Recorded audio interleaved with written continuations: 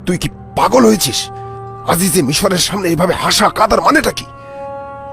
আজিজে মিশর আব্বাজান সম্পর্কে জানতে চাইল, তাই আব্বাজানের কথা মনে পড়ে কান্না পেয়ে গেল আমার। তাহলে হাসির কারণ কি ছিল? হাসি?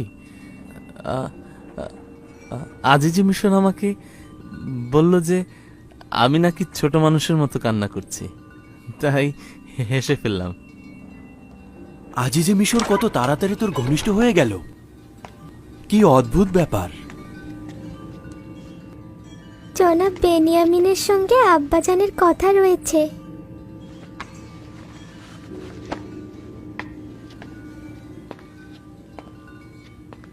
জনাব ইউজারশিপ নিজের পুত্র আফরাহিমকে আপনার সন্ধানে পাঠিয়েছেন। কোথায় যাবি? তোর সঙ্গে তার কি কাজ? তা তো জানি না, অবশ্যই গিয়ে দেখা উচিত, তাহলেই বুঝতে পারবো।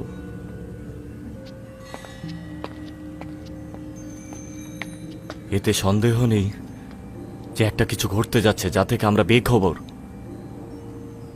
তুই তো এমন চিন্তা কখনো করিসনি? আব্বাজানের কথা মনে আছে? বলেছিল আমাদেরকে আজিজে মিশরের মেহমানদারি, গমের ভেতর মুদ্রাগুলোকে ফেরত দেওয়া, বেনিয়ামিনকে দাওয়াত করা হতে পারে একটা ষড়যন্ত্র। আমি আজকের এই ঘটনাকে ওই ষড়যন্ত্রের একটা অংশ হিসেবে দেখছি। আশা করি এটা যেন ভুল প্রমাণিত হয়।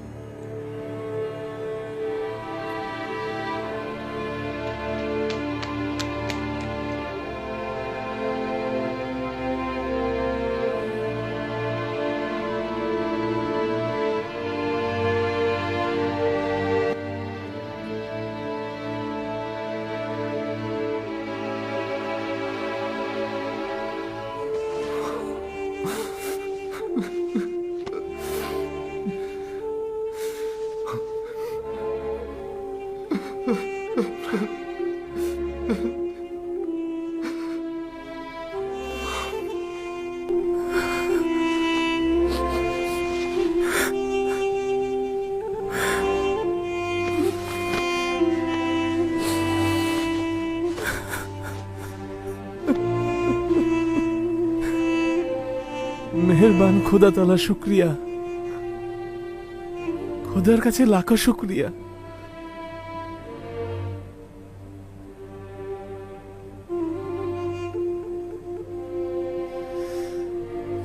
৩৬ বছর তোমার প্রতীক্ষায় থেকেছি। এতদিন তুমি নিজ থেকে একবারও আমাদের কোনো খবর নিতে পারোনি। আমি চেয়েছিলাম, কিন্তু খোদা তাআলার ফরমান ছিল না। অসংখ্যবার খোদা তাআলা প্রেরিত দূত হাজির হয়েছে, কিন্তু চাইনি আব্বাজানকে খবর দেই। বলেছে দিদারের সময় এখনো হয়নি। কখন দিদারের সময় হবে? বিচ্ছেদের বেদনায় তো আমরা শেষ হতে চলেছি। আব্বা যেন অন্ধ হয়ে গিয়েছেন। আমি খোদা তাআলার প্রতিনিধি। মিশরে এখনো আমার রেসালাতে পরিসমাপ্তি ঘটেনি। সবে মাত্র তো মহাশক্তিশালী আমুলকে সমূলে উৎপাটন করতে পেরেছি। কিছুদিন হলো মিশরের অধিকাংশ জনগণও এক খোদা ইবাদতকারী হয়েছে। এর মধ্যে সমস্যাগুলো গুছিয়ে নিয়েছি, কিন্তু আমার স্বপ্ন পুরোপুরি বাস্তবায়িত হয়নি। কিন্তু এগুলোর সঙ্গে তো আব্বাজানকে তোমার খবর না দেওয়ার কোনো সম্পর্ক খুঁজে পাচ্ছি না। ৩৬ বছর ধরে আব্বাজান তোমার বিচ্ছেদে রাত দিন আহাজারি করছে। আমিও জানি না কেন এই বিচ্ছেদের অন্তিম পরিসমাপ্তি ঘটছে না।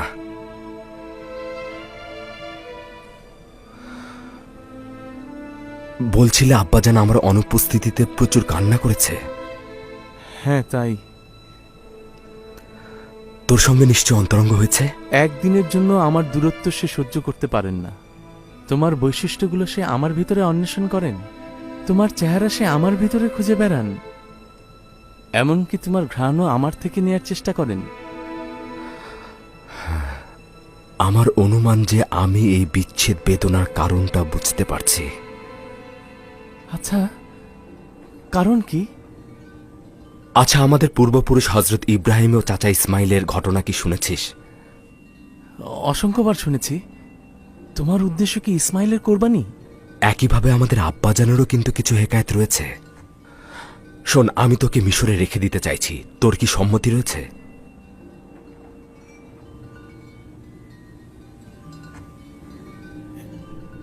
হ্যাঁ, যদি জরুরি হয় তবে থাকবো।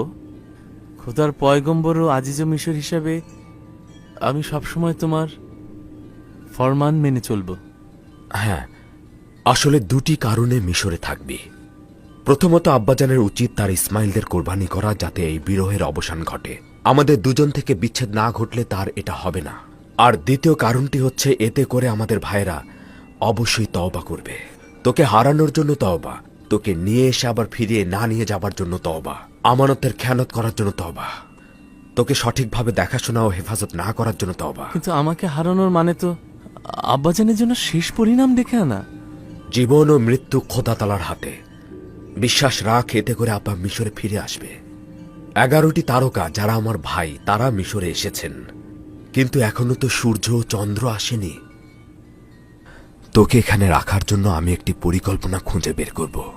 আমার কাছে থাকবি তো? হ্যাঁ, যদি তুমি ফরমান দাও তাহলে অবশ্যই থাকবো। ভাইজানদের কাছে ফিরে যা, তারা হয়তো সন্দেহ করছে। যদি সওয়াল করে তাহলে বলবি যে আজিজে মিশর বলেছে তোমাদের গমের বস্তাগুলো প্রস্তুত রয়েছে, চাইলে সকালে রওনা হতে পারবে। আচ্ছা ঠিক আছে, খোদা হাফেজ।